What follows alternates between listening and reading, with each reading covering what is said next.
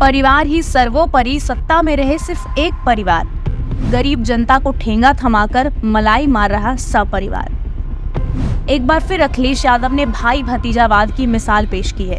हरियाणा चुनाव के नतीजे देखकर अखिलेश यादव ने कांग्रेस से कट्टी कर अपने 6 प्रत्याशियों की लिस्ट जारी की है, जिसमें फैमिली फर्स्ट फैक्टर को तरजीह दी गई है। कहीं पर भतीजे को चुनावी मैदान में उतारा गया है तो कहीं पत्नी को। साथ ही बेटे और बेटी को भी चुनाव लड़ाया जा रहा है। शुरुआत करहल से करते हैं, जहाँ से अखिलेश ने अपने भतीजे तेज प्रताप यादव को टिकट दिया है।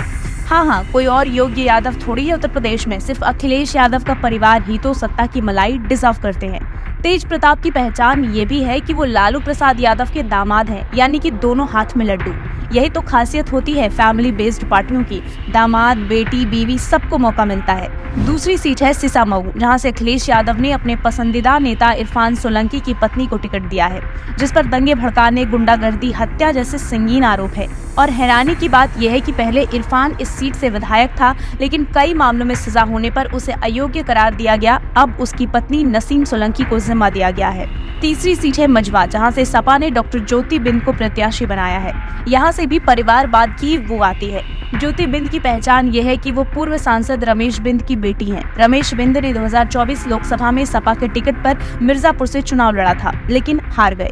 चौथी सीट है कटेहरी, जहां से मौजूदा सांसद लालजी वर्मा की पत्नी शोभावती वर्मा को उतारा गया है। दरअसल यहाँ से पहले लालजी ही विधायक थे, उनके सांसद बनने के बाद ये सीट खाली हुई। तो अखिलेश को चाहिए था कि एक परिवार का एक इंसान अगर सांसद बन गया है तो दूसरे कार्यकर्ता को मौका मिलना चाहिए, लेकिन अखिलेश यादव की नजर में कोई और कार्यकर्ता उनकी काम का नजर नहीं आया। इसीलिए एक और सीट इसी परिवार की झोली में डाल दी गई। 10 सीटों में सबसे अधिक चर्चित फैजाबाद संसदीय क्षेत्र में पड़ने वाला मिल्कीपुर सीट है, जहां अखिलेश यादव ने सांसद अवधेश के बेटे अजीत प्रसाद को एक इनामी टिकट दिया है, क्योंकि पिछले महीने उन पर दबंगई के आरोप जो लगे थे। और आप तो बखूबी जानते हैं कि समाजवादी पार्टी समाज की संरक्षक नहीं, अपराधियों की संरक्षक है। तो टिकट लेने का क्राइटेरिया ही गुंडई, दबंगई से शुरू होता है। यानी कि एक तरह से अखिलेश यादव अयोध्या की जनता को ललकार रहे हैं कि चाहे सपा नेता अयोध्या में नाबालिग से रेप करे या फिर दबंगई, उनका दरवाजा अपराधियों के लिए हमेशा खुला रहेगा। देखा जाए तो यूपी वालों के लिए ये उपचुनाव एक सुनहरा मौका है अखिलेश यादव को बताने का कि अपराधवाद, परिवारवाद की राजनीति से काम नहीं चलेगा।